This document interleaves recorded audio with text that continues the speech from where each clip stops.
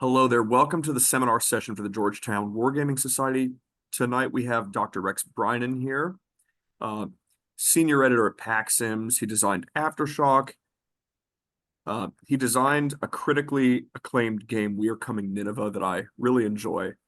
Uh, I will leave it up for him to further divulge details of his bio and his accomplishments, but he's here today to talk about using gaming to educate journalists, which I find is a really interesting topic, and I'm sure we'll all have a lot of questions for him about that. Without further ado, Rex, please take it away. So thank you very much for the introduction. As Walter said, I'm a professor at McGill University. I teach political science, work on Middle East politics. I work on peace and conflict issues, peace building, complex humanitarian operations, and I work on serious games, war games. I'm senior editor at PAXsims, which many people know is a conflict simulation website. I've designed or co-designed a bunch of games, although I should credit two of my students for doing most of the work on We Are Coming Nineveh. And I'm currently the chief simulation designer for CNN Academy, which is what we'll be talking about today. We'll be talking about using games and simulations to teach journalists, but also how we try to keep participants in that process in sort of the ideal flow state in order to maximize learning. So let me just call my slides up here, and we can start into it. Now, let me first talk about CNN Academy. CNN Academy is a partnership between CNN, the news network, various university journalism programs around the world, and other institutions that provides general training in journalism, not for CNN, but to support university and other journalism programs around the world. It consists of a variety of different elements. There's an e-learning hub, there are webinars, there are intensive on-site courses, and there has been, for the last several years, a simulation. I was brought in to do some simulation design for CNN Academy because, as it turned out, one of my undergraduates who had been in my simulations at McGill went on to an impressive journalistic career, ended up as a senior producer at CNN, ended up being in charge of CNN Academy, and just reached out to me one day and said, I still remember the peace building simulation we did at McGill. Could we do something similar, not for political science students, but rather for journalism students? So that was the genesis of there being a simulation element to CNN Academy, which is also these webinars and other kinds of instructional things, all kinds of different partnerships. But for there being CNN Academy simulations, that was really the genesis of it. The students come into CNN Academy in all kinds of different ways. As I said, some of CNN Academy is integrated into their undergraduate, or in some case, graduate degree programs. So they essentially do courses with CNN Academy for credit that counts towards their institution's journalism program. In some cases, CNN Academy is run as a kind of open summer school thing so that anyone can register for it. The next one, for example, which is at University College Dublin, is simply advertised by UCD. You can apply as you would to any other summer school. It counts for university credit and so forth. In some cases, CNN Academy has partnerships with national partners. For example, in the United Arab Emirates, which is another place we run CNN Academy, there are kind of scholarship programs that the Emirati government, the Abu Dhabi government runs to allow Gulf students to apply to go to CNN Academy. And occasionally we have foundation support in order to provide free training for journalists and content producers in the global south. So we did that 2 years ago with climate change. We're going to be doing it later this year with humanitarian health reporting, and I'll talk about that in a second. Here we see that the current partnership we have for the next CNN Academy that will be held in Abu Dhabi. We're holding them in multiple places, but the next one in Abu Dhabi in November. We have a partnership with the Gates Foundation, which has opened a global scholarship competition to content creators and journalists from the global south who are interested in the reporting of public health and humanitarian health issues. They can apply if they get selected. It's a full ride. They get to do online courses. They get to come to Abu Dhabi, get intensive media training, and then they get to do a week-long simulation. So students end up in CNN Academy via a variety of different routes. It's not just one way it happens. The simulation component, which is what I'm going to talk about, and you may wonder, this is obviously his backdrop is not Montreal. This is District 10 of McGill in our fictional country. This is one of the locations we use for the simulation. The simulation is usually a week long, 5 days or 7 days, immersive exercise. It runs 24/7. There's no downtime. I mean, they sleep, but stuff can happen while they're sleeping. Usually for between 50 and 150 students from up to 30 countries around the world. And those students are given an assignment in a fictional setting. There's background materials, there's simulated press conferences, there's scrums, there's location reporting, there's walk-bys, there's interviews they can set up, there's interviews they can unlock. They can do, in some cases, investigative journalism, OSINT, other kinds of things, depending on the scenario. And we have a fully functional social media and email system that's closed, so it's not on the internet, or it is, but you can't access it, which allows us to provide, as I say, 24/7 if they go to Siberia app, which is a Mastodon server, essentially. There's a Twitter-like social media with stuff appearing on there every few minutes, some of which is germane to the reporting and much of which is not. What we're trying to do in the simulation is to develop both their hard skills, their technical skills, but also their soft skills. Teamwork, cross-cultural communications, interview techniques, dealing with difficult situations, safety in the field, all those kinds of things. And I think the real particular value is on the soft skills, because one of the things you find with students is that when you put them under pressure, they forget some of those soft skills. And we live in an era, of course, when journalism is changing dramatically because of the advent of digital technologies, AI, other kinds of things. But at core, good journalism is still about soft skills. It's about getting that interview. It's about getting material out of that interview. It's about chasing down a lead. It's about knowing how to deal with people. And those skills really, that part of it hasn't changed. And that really is, I think, the biggest deliverable we have from a learning point of view. Although they're practicing their hard skills, their videography, their editing skills, and so on and so forth. This is integrated with curriculum, both in the sense that we're trying to test skills that have been taught in the webinars, and we're also running classes in conjunction with the simulation, which are related to the things we're doing in the simulation. Now, this, as you see, is essentially a giant LARP. It's essentially a giant live action role play. We can call it a breaking news simulation if we want, but it is a giant LARP in which there's stuff happening and the students have to engage with it using both traditional role-playing methods and leveraging that information technology, the social media environment, being bombarded by emails, by tweets, false information, real information, and so on and so forth. Oops, daisy, just a second. What have I done here? There we go. So far, we've held 4 CNN Academy sessions, 3 of them in Abu Dhabi, where we work with the Creative Media Authority, usually 120, 150 participants. 1 in Mexico City, where we work with the Bureau and work with the Mexican Red Cross last time. Those various sessions have addressed environmental disaster reporting, investigative reporting, climate change. The 2023 one was at the same time that the COP28 climate change summit was in Dubai, so we're able to take the students there. AI, digital disinformation. We have a CNN Academy simulation coming up in Dublin in July, in Mexico City again in September, in Abu Dhabi again in November, probably in Atlanta in May of next year. There's at least one other one that I know of that's being talked about, plus we'll go back to some of those places. So it's been expanding. In terms of the number of students we get, it's been expanding. In terms of the number of places we run it around the world, they're run in English with the exception of the one in Mexico City, which is largely run in Spanish.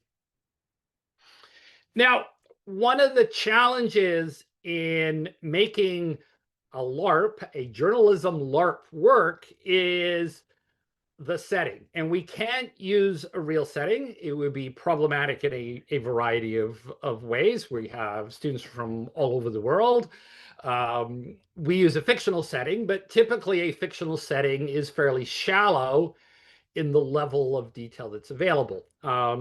We use Brynenia, which is named after me because originally it was a simulation that was run at McGill in my peace building course for 20 years. 100 students, 100 plus students a year for 20 years. So a good 2,000 McGill students ran through the simulation. It lasted 12 hours a day for 7 days during class time. It was live. And at McGill, it was about the end of a civil war. So peace negotiations, an agreement perhaps, constitutional revisions, demobilization of combatants, humanitarian assistance, refugee repatriation, transitional elections, reconstruction, humanity, all that kind of stuff. And because it ran at McGill for 20 years, and because literally a couple thousand students took part in it and contributed to the narrative, we have essentially 20 years of civil war in Brynenia. Enormous detail. You could talk about the economic activity in different cities, the anthropology of gender relations in the north, flora, fauna, transportation networks, political history, leading families, natural resources. All of those things at some point or another during the 20 years it ran at McGill were developed for the scenario. So there's this very rich history of Brynenia, our fictional country, located in the fictional continent of Siberia, somewhere in the Indian Ocean, or equatorial cyberspace, as it's sometimes known. And what we did is we took that setting we used for the peace building course at McGill, and we moved it to post-conflict. So there was a peace agreement finally in 2016. And so the Brynenia we use for CNN Academy is the post-peace agreement Brynenia, but it's still politically fraught. It's still a poor country in the global south with developmental challenges, political ethnic tensions, and so on and so forth. And that really makes a difference because if you are running a role-playing simulation, it has to feel real in order to get that engagement. There have to be answers when the journalists ask questions. You have to be able to generate the information they want, or otherwise it starts to feel very fake very quickly. So I'm not sure I would want to invent a wholly new environment for something like this because you do really need that richness of detail. But fortunately, we already had it. And Ali Reza Haji Husseini, the producer in charge of CNN Academy, was at one point president of Brynenia. He died, actually. He was overthrown, but even some of our role players have that history because they played it as undergraduates. We have videos. We have here. Brynenia is one of 6 developing countries that make up equatorial cyberspace. I'm not going to play the whole thing, but we have background videos, we have update reports, we've got fake Wikipedia entries, we have fake newspaper articles. We have, in fact, an entire playlist of fake songs all set in this universe. So there's a lot of information there. Let me skip past that. The IT systems that support it, as I said, we have our own email system, and we have our own social media system. That social media system is a combination of scripted events that we've put in the queue before the simulation, but we could also generate stuff live depending on what the students are doing. So it's also interactive. The simulated characters on social media all have backgrounds, all have stories, all have personalities, and can be interacted with.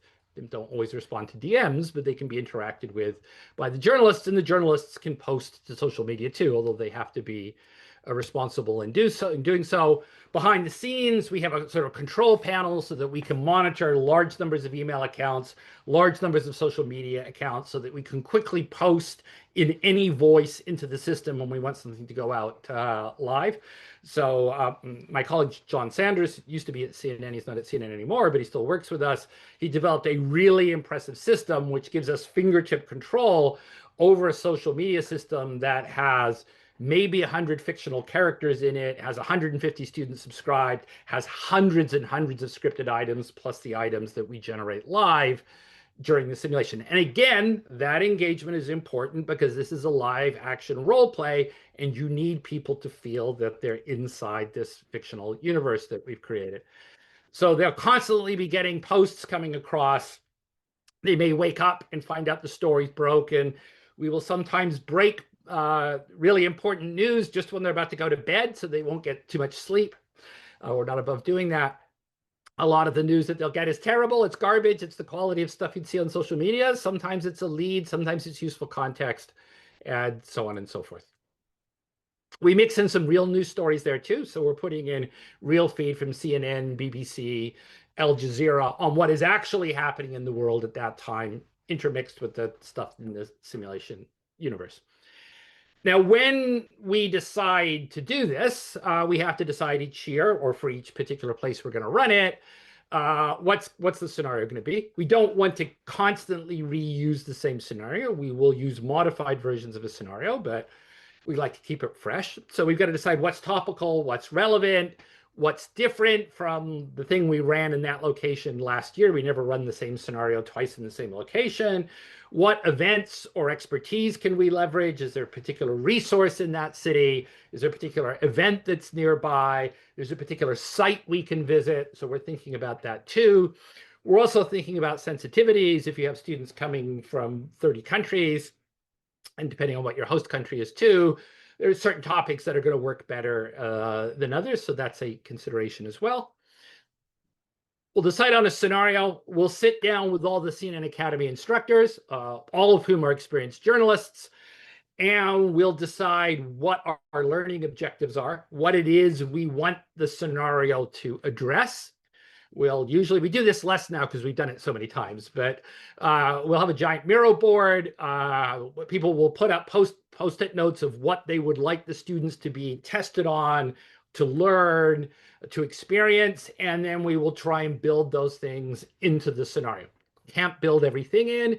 You'll see that that particular one has a combination of green ticks and yellow question marks and red crosses. The red crosses, we didn't really get it in. The green ticks, we got it into the scenario. The yellow, it's there in a kind of secondary way. But we are identifying, when we develop the scenario, the injects, the interviews, the press conferences, the experiences, we already have a list of the kinds of things we want to put them through in terms of learning objectives. We then schedule it, depending on how many students there are. They may be in up to 4 cohorts. So that means some of them will be in class and some of them will be doing simulation stuff. Sometimes they're in one cohort. At a certain point, you can't manage 150 students all doing a simulation activity at once. So you split them up, but we schedule it all. We bring in guest speakers for when they're not actually doing simulation stuff. Although the simulation is still running live. You could be in class and part of the story could break. We timetable it. We write all the injects and briefs. So I think I currently have for the next one in Dublin, I already have 600 pre-planned injects for social media and emails. We can schedule emails too, so that emails will get delivered at particular times from particular people. We recruit and brief our role players to role play the various people who are going to be interviewed or crowds or what have you. We get them from a variety of places. Let me go back to that, the role players. Some of them are the core simulation staff or the core CNN instructional staff. We have a terrific response from CNN journalists who will make their time to do this. They are terrific role players because journalists are used to ad-libbing. I mean, that's what they do. Journalism is improvisational. You're responding. So they're all great actors. And they also know what mistakes young journalists make. So they're able to kind of put students in a situation to see if they're going to make that mistake or avoid it. We'll use local instructional staff, professors, we'll use experts. I've used some of my former students who happen to be in town. We've used drama students. And actually, we often have CNN Academy students who did it in a previous year saying, could we volunteer as a role player for next year? So we recruit our role players, we brief them, we try and match up the role to the background knowledge and acting skills that they have. They all get briefings. We're running this with a essentially two-person control cell usually. Sometimes it's one. It's me, and some of you will recognize Jim Wallman there with our inflatable palm tree in Abu Dhabi from Stone, Paper, Scissors. Jim and I will be the control cell for the larger ones, like in Abu Dhabi. The CNN Academy director will be there. We've got usually a local site management team from the Creative Hub in Abu Dhabi or from McGill University. Our IT guy is on call. That's a bit awkward, given the time difference sometimes to Washington, where he is. But we'll wake him up in the middle of the night if we need IT support. So there's a control team of 2 core people and some other people. There's the instructional team who are delivering classes. And then, as I say, we have our role players, CNN staff, subject matter experts, former students. We've used local theater students and volunteers who just know about us and so on and so forth. A key thing in this design is it's a bit like a clockwork mouse, right? You design the simulation, you design the injects, design the scenario, you wind it up, but you do not know what 150 students are going to do over a week. And so you always have to stay a step ahead of them. You have to be prepared to invent new aspects of the scenario before they get there. You have to be prepared to adjust things on the fly. That's one of the reasons why Jim is such a terrific asset with this, because many of you know Jim Wallman is the global father of mega gaming, which is day-long 100-player games. But you do have to stay ahead of them. For those of you who've ever run a D&D campaign or a role-playing game, it's exactly like that. You know what want your players to do. You have your dungeon prepared, but you never know when they're going to do something you didn't expect. And you have to unroll the scenario ahead of them just before they get there. So flexibility and adaptation is absolutely key. You're always trying to think one step ahead of 50, 100, 150 students. As I said, we're doing things like press conferences. There you can see a press conference with the mayor of Mogadishu, the head of Mogadishu District Hospital, that's me in the white coat, and the head of local security. Another press conference on the right. We do one-on-one interviews. We take them to sites. We have access to a movie lot in Abu Dhabi. It's a big commercial movie lot. Part of Dune was filmed there, for example. It has 6 to 9 blocks of destroyed city. It works perfectly as the slum district, District 10 of Mogadishu, which was on the front lines during the Civil War. We take them there, have them do interviews, have them do scrums, have them talk to the locals. Absolutely photogenic. We've used other kinds of locations as well. There you can see at the bottom center, there's a mangrove forest in Abu Dhabi. It is the only large piece of green that is not a lawn or a park in Abu Dhabi, but it's really actually a great, really impressive forest. So we use that for Mangrove National Park and so forth. And I'm going to show you, this is going to be in Spanish because it's from the Ibero version, but I'm going to show you a short video on the Ibero example. And what I want you to look for is the level of student engagement, because what we're talking about, and I'll talk about it in more detail in a minute, is keeping students in that zone where they're challenged and engaged and they're intrinsically motivated to do the best possible job. So if you don't understand Spanish, that's fine. You just want to read the students here. Primero, ¿representa usted? ¿Está usted poniendo en tela de juicio la capacidad de Brynen? ¿Con qué motivo se está retirando el periodista? No hay más respuestas al respecto. Permiso. Al ser un residente de esta zona, del distrito 10. ¿Cómo te sientes en este momento? No sé qué les dicen a ustedes. Ayúdenlo, por favor, nos están gritando. ¿Y tú vives aquí?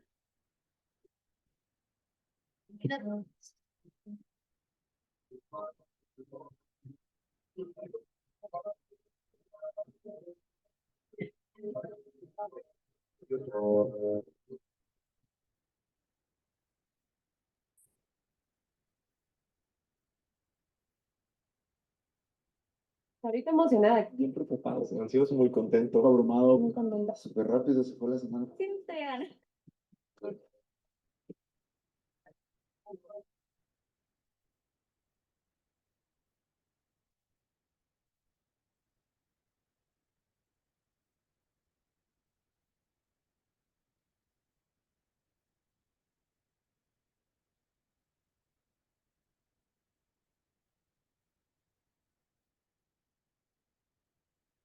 Por favor, quite la cámara de aquí, por favor.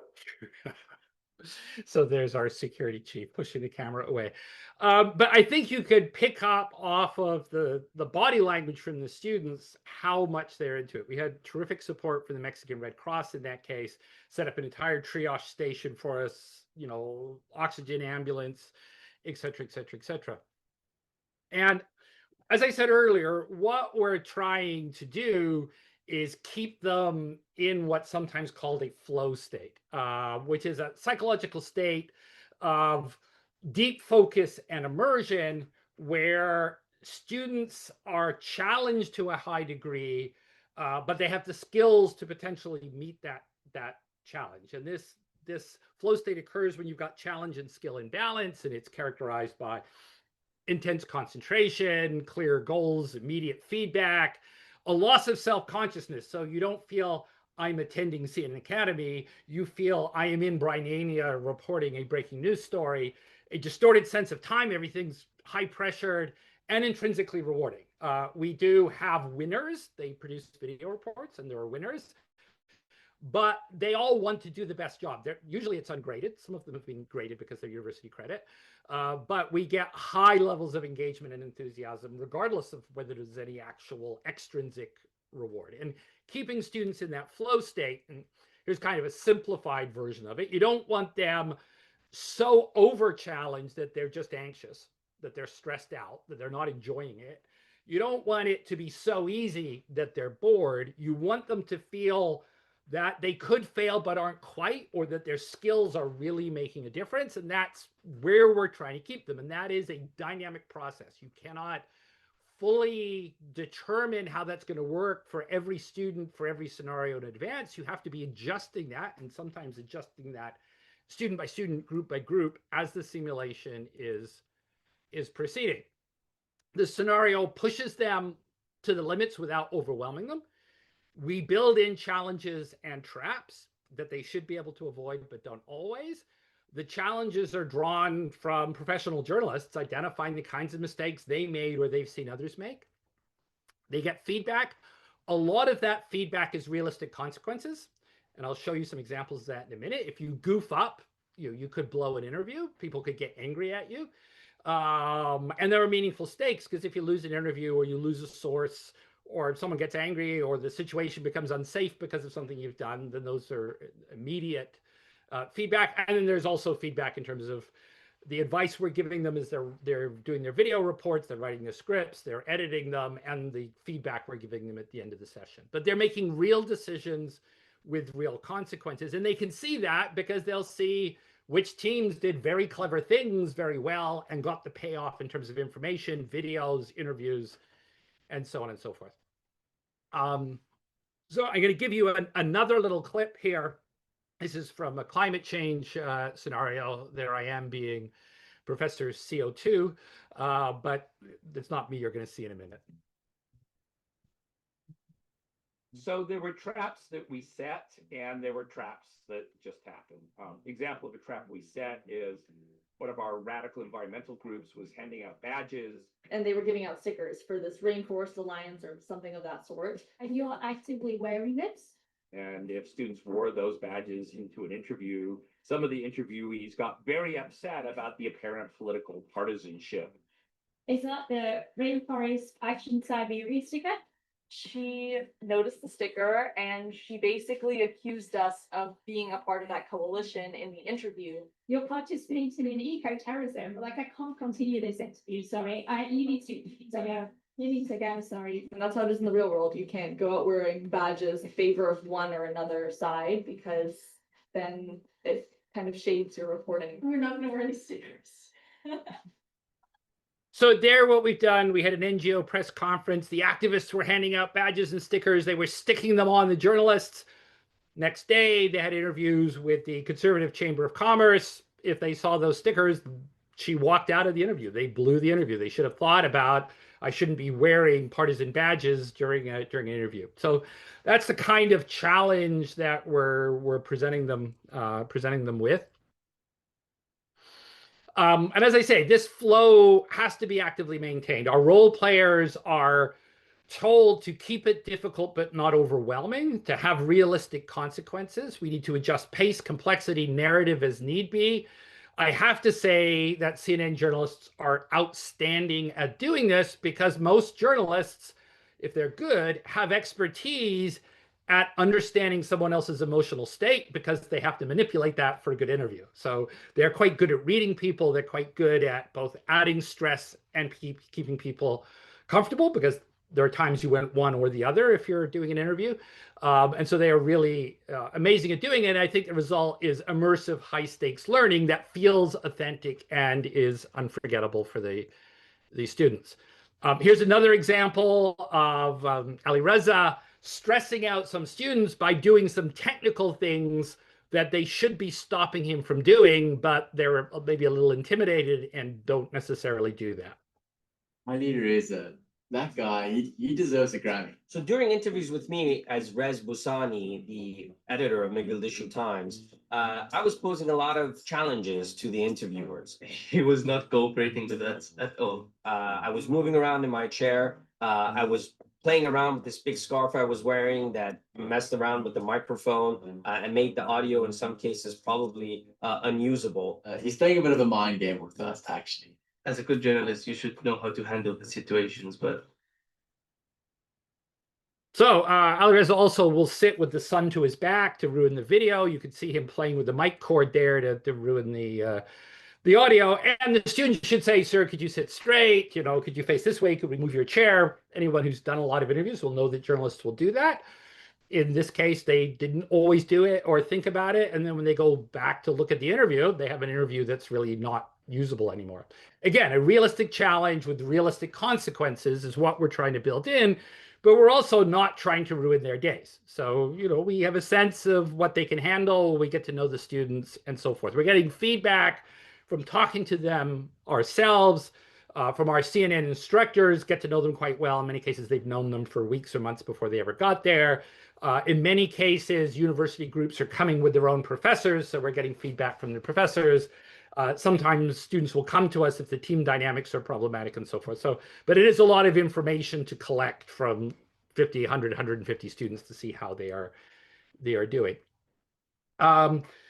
We need to have a realistic setting with realistic consequences, but we also don't want too much psychological stress.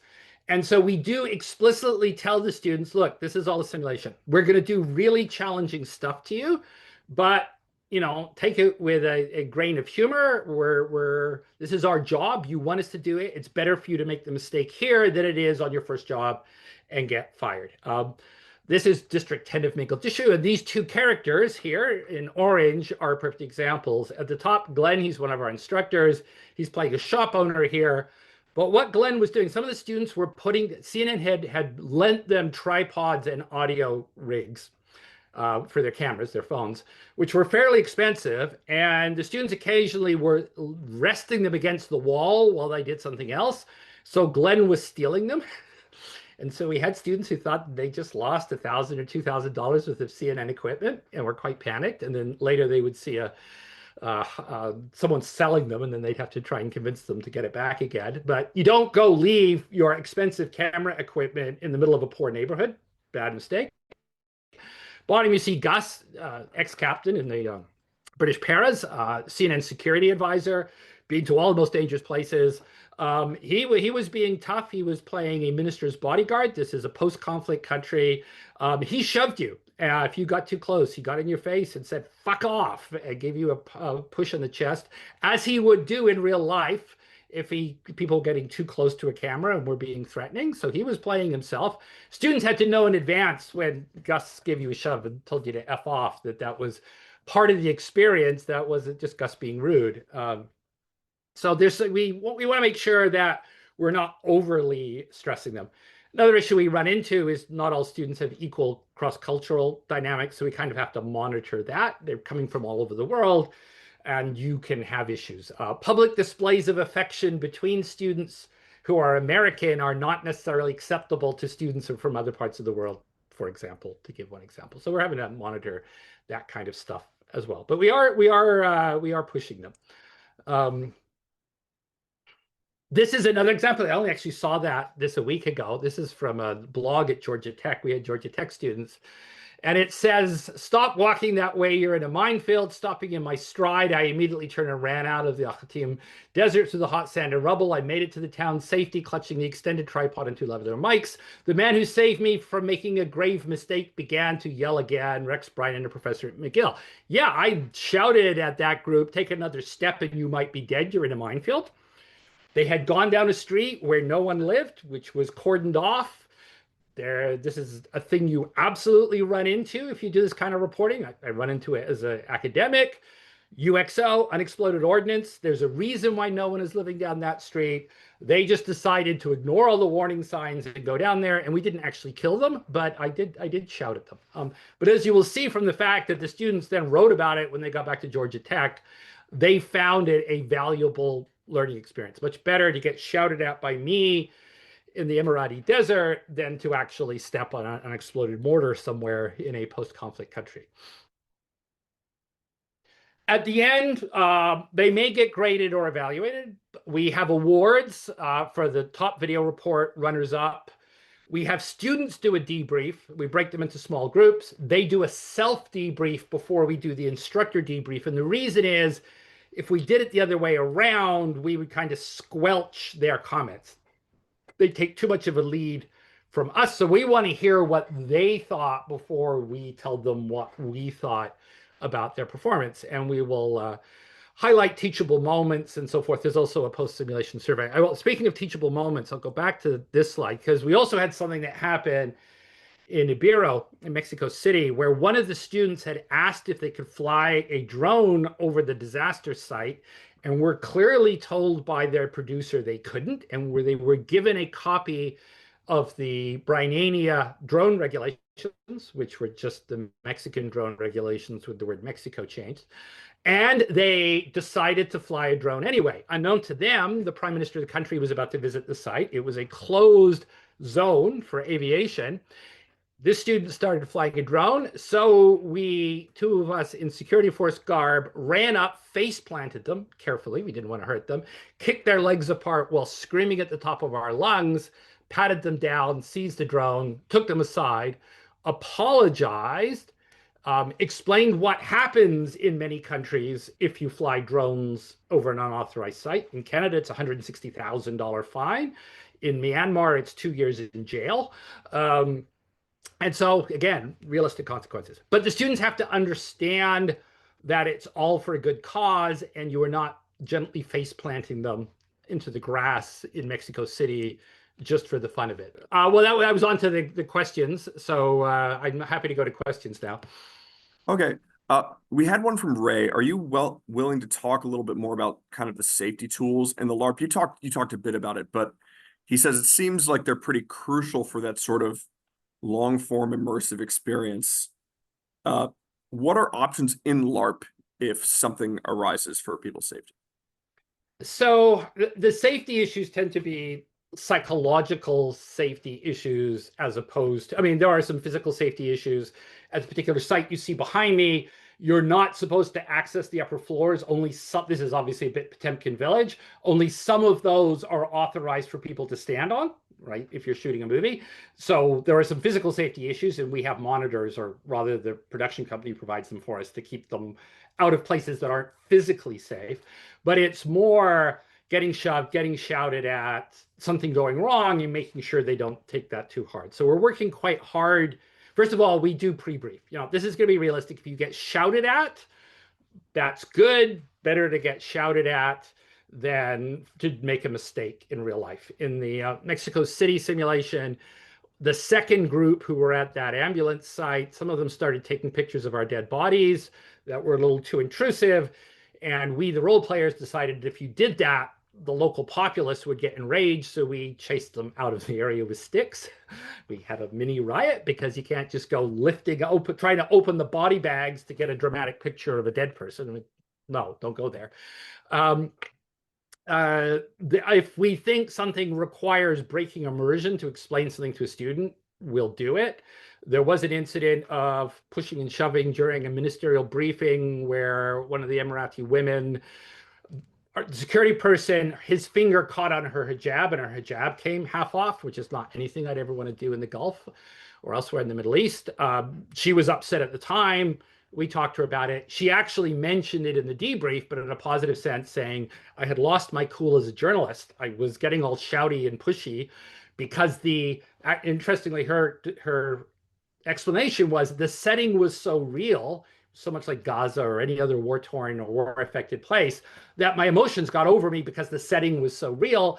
And I understand I cannot do that, even if it's a heart-wrenching setting as a journalist. So that actually turned out to be quite good. But at the time where he didn't mean it, sorry about that. His finger just caught as he was pushing you. So you do have to be careful. So far, we've been lucky. I think we're lucky that students who want to be journalists are perhaps a big game for this. Some of our student journalists have, we have Kurdish students from Kurdish region of Iraq who are technically student journalists, but also might have 5 years of war reporting under their belt as well. So some of our students are actually, have remarkable experiences. But yeah, we have to be very upfront about there are going to be consequences. We're not trying to pick on you. This is a safe to fail environment. Every mistake you make is something you're going to learn. So if you make no mistakes, you may actually be learning less than the student who makes some mistakes. So, but it's a good point, Ray. We do have to we've got 150 students to look after. How did you find that students balanced this? Because obviously a big part of this journalism that you kind of mentioned a little bit on the call was having it run conclusively or kind of nonstop 24 hours while they're doing their personal lives. How did you find students balance this with their course load? As a newscaster, this would obviously be, your full-time job, but as a student, it kind of strikes an interesting balance where you have all of these classwork and personal responsibilities in addition to, the load of the simulation. Well, I mean, it's not that different if you're a real journalist. You might not be going to class, but you're having to book your next hotel. You're trying to find a taxi driver. You've got to find somewhere to eat. You've got to make a call back to your producer. Your spouse calls you. Someone, your junior got in trouble at school. So it's not as if you're a reporter. If you're a reporter, there's a lot of logistics you have to do. And so in a sense, the classroom time is like the logistics time, right? The planning time. Because when we're running the simulation, if they're going for an interview, they're spending 3 minutes walking across the floor of a building to the interview room. They're not having to spend an hour and a half getting through traffic to find a place, right? So in real life, it would be challenging too. First few days, they get enough sleep. Last few days, we try to make sure they're not getting enough sleep. There's lots of videos of students at 2, 3, 4 a.m. on the cutting room floor, as it were, still video editing. It's not cutting room anymore, but you know what I mean. The Mexico City one is a bit different in that most of the students are not residential. I mean, a lot of them are Mexican students, so they're going home at the end of the day. But in Abu Dhabi and for most of the students at UCD, they're coming from elsewhere. So they're staying in a hotel in Abu Dhabi or in student res in UCD. And we're monitoring their sleep to make sure they don't get too much in the last couple of days. So things will deliberately break. There's a video I haven't got it here to share of a bunch of students in a restaurant, and there was an act of violence and a high-profile figure got injured in a car bombing, and you could see all these students whipping their phones out in the middle of the restaurant, scrolling down and talking to each other excitedly because we had deliberately blown up the high-profile figure at about 8:30 p.m. when they thought they were relaxing over their meals. Wow. Could you talk a little bit about the typical kind of team for running each simulation? How many people and what roles they're filling? So there, with the exception of a bureau where it's largely me, Jim Wellman and I are the core simulation staff. We had support from Brianna Proseviet, who some of you may know from when she was a war game designer at the Canadian Joint Warfare Center, but is also a previous president of Brynenia as one of my students. And she came out and helped us. So there's usually two of us who are the core control cell, but the room has several other people in it. So the head of CNN Academy is often in there. One or two of the instructors will be in there. So we have a room set aside. So at any point, there's usually about 3 or 4 of us in there. That is generally enough to run it. You have to think about things like where are the interview rooms if you have to run back and forth. In Abu Dhabi, we're running pretty much the entire thing on one floor of the Creative Hub at the Creative Media Authority. So very big, excellent rooms. At Ibero, we're running on a university campus, so there's more running involved. UCD, the buildings will be a bit more spread out. So you want to keep things accessible. In some locations, we've got walkie-talkies so that we can talk to each other instantly. We can WhatsApp each other, but usually 1 to 2 core staff, and then a bunch of other people who are also usually instructors, volunteer role players, what have you. I will say again, and I cannot praise journalists too highly. You could say to a journalist, uh-oh, we need someone to do this. Could you do it? And they'll just do it, because that's kind of what the job is like in real life. So they're great. They also don't care about status. So you might have seen the Prime Minister of Brynenia visiting the Mexican disaster site in that video. That is actually a vice president of CNN. I've had another senior CNN official act as a sleazy underworld figure. I have had, I think, 3 vice presidents of CNN role play. It's a pretty popular thing to do. And they are perfectly happy to do it. And that is a journalist thing. With all due respect to the military, as someone who's served in the reserves, journalists can be far less hierarchical because it's that kind of business where you've got to do the thing. So you're not quite so worried about embarrassing the colonel, I think, with journalists, because there used to be suddenly, breaking news story, get out there, grab a crew, report it. So they are absolutely terrific to work with. You mentioned the capacity, and it's something I've observed as a nerd who's interested in this stuff and has a kind of long history of dabbling in it myself. You mentioned the capacity for kind of immersive simulation and long form role playing to get people very, very emotionally invested. Why is it, having done this for so long, do you think that people get so invested in simulations to the point beyond investment even in perhaps even their actual jobs when they're put in that job? What is it about simulation that does that? Well, I had 2 of my undergrad Brynenian students in the simulation get married. So, I mean, talk about engagement. They actually got engaged. So, you can't do much better than that. I mean, we got an advantage too, that word of mouth, we get very good ratings from the students, and they go back and tell other students, this is great. You really want to throw yourself into it.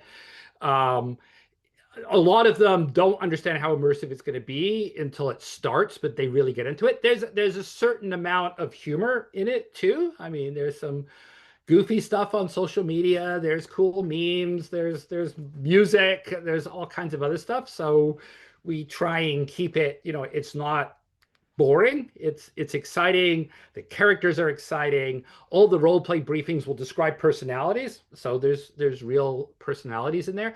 I think I can reveal this. I don't think I'm giving anything away because I'm not sure we'll do it again. But for those of you who have been tourists in developing countries, you have sometimes met that guide who offers to show you around for a price, but either doesn't know what they're doing or tries to hit you up for a price increase later on. Well, we had one character here who would try and get the students to pay him to show them the really important stuff, and then he'd just walk around making stuff up, which is great. But so there's a lot of personality in it. There's a lot of, there's a lot of theater in it, and I think that really engages the students because there's a winning video report. They are fairly competitive too. I don't think in a toxic way, but they all want to win. They all want to do well.